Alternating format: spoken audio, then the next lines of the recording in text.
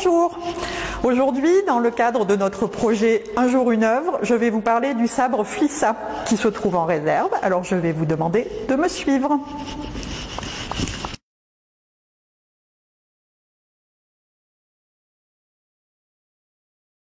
Je vais donc aller chercher ce sabre Flissa, que l'on nomme ainsi du nom de la tribu kabyle dans laquelle il était fabriqué. Ce sabre présente une lame d'environ 1 mètre de long, avec une double courbure du tranchant, des décorations comme vous avez pu le voir qui sont à la fois gravées et incrustées de cuivre, et le bout tranchant donc qui permet de porter l'estoc est particulièrement effilé.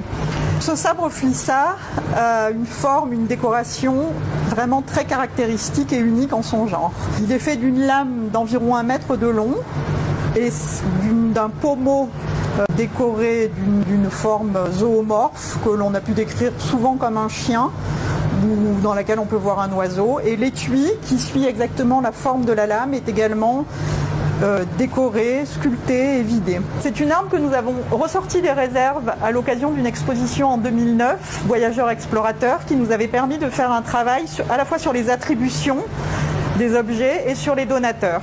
Cette arme a été donnée au musée dans la deuxième moitié du 19e siècle et elle est notée dans les inventaires manuscrits comme ayant été prise au combat par un certain soldat Vidalon.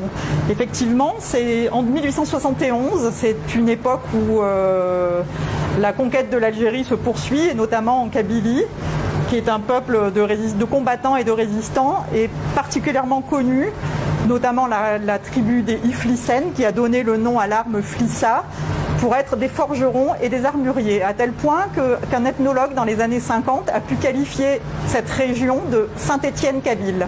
Cette arme, qui présente de magnifiques décorations, est pourtant bien une arme de combat, comme en attestent les circonstances de sa prise en 1871.